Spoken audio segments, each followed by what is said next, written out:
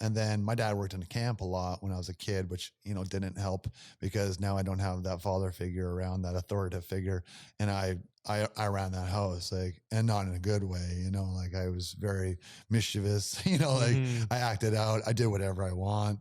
I learned at a very young age how to manipulate my parents by, you know, saying and doing things that aren't, kosher, like, Mm-hmm. and it caused a lot of issues. Right. So, yeah, I was like literally the poster child for, the troubled youth type thing. Yeah, yeah. I'm the guy that pulled a shotgun on my babysitter when I was 8 years old because she locked me in my room for misbehaving. Yeah. Like, yeah, Yeah. that kind of stuff. Right. So, Yeah. yeah, it was nonstop. Like I can go on and on about all the horrible things that I did. Right. Mm-hmm. But my parents did the best they can with what they had, and they did a beautiful job. In all honesty, because my mom is like one of the most loving, caring people that I know. And like even when I talked bad about myself, she wouldn't let me. It was like if I said something bad, it was like, all right, now you got to say 5 nice things about you. Same with my brother or sister if we talk to each other like that. Mm-hmm. So she instilled that into us. That's come through in my older years, right? You don't see it back then. You're just like, Mm-hmm. stupid mom, right? Yeah. But yeah, she really taught me like unconditional love. Both my parents did, right? Mm-hmm. Yeah, they raised me right. It was hard for them, and they did things that I obviously would have rather not have had done. But it was also the 80s, 90s, right? So Mm-hmm. things were a little bit different back then, right? Mm-hmm. But yeah, and then I had to move to Port. So from Camano to Campbell River to Port Hardy to Queen Charlotte, and then back to Campbell River for my youth. And so I moved around. Every time I moved, I was able to reinvent myself. Mm-hmm. And that's what I said. Like I would, I moved to Port Hardy and I started hanging out with the bad kids, Mm-hmm. and then drugs and alcohol became part of it. And then when I moved to Queen Charlotte, I just remember sitting there like, "What do you like doing for fun?" And I was like, "Smoking pot."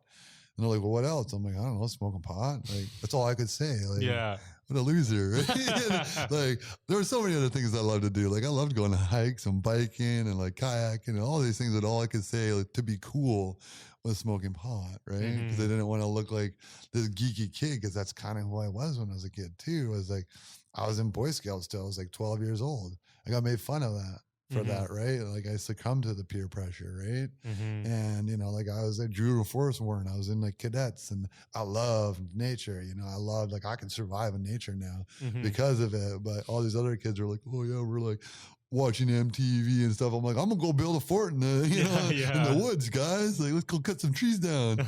Let's go biking. Let's build some jumps, right? And that was me, right? Mm-hmm. So.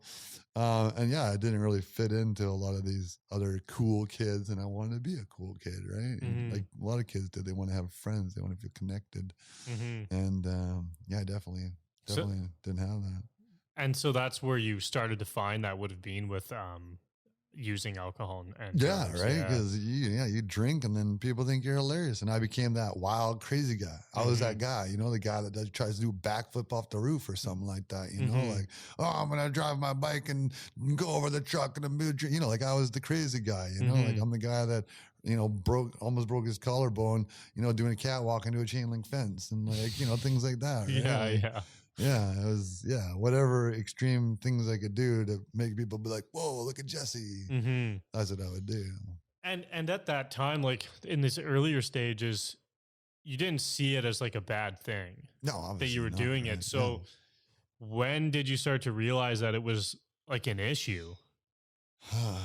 I still have issues with it, Yeah. like I definitely like it's my ego is what it is. My ego likes to be seen, right? Yeah. So, and I was not a very good person. No, I wouldn't say that. I was always a good person. I did a lot of bad things most of my life. I was very selfish, self-serving.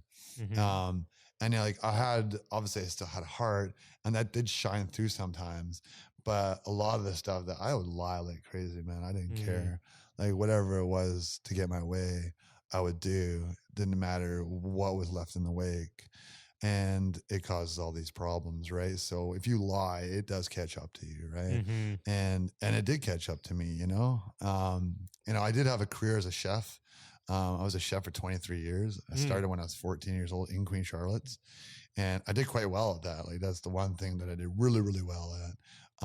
But again, being a chef, as high substance use, right? Like we drink like crazy. Like there's points in my life where I would drink like a 2-6 at work. you know, and still be fully functioning, and then go out and drink after that, you know, like hardcore alcoholic.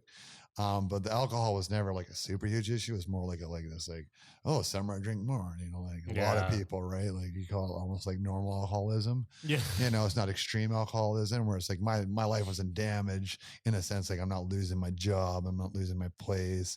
You know, relationships definitely were affected by alcohol for me because I would go extreme, you know, like I'm the guy that's just like, oh, I can drink more than everybody. You know, like I'm so proud of the fact that I could out drink most of the, like, you know, people in the world. I'm like, I can out drink an Irish guy, an English guy, you know, like, yeah. You know, I'm always like, oh, I just can't wait to meet a Russian. I want to see if I can out drink them with vodka, you know, like things like what kind of, yeah. but that's not good to brag, right?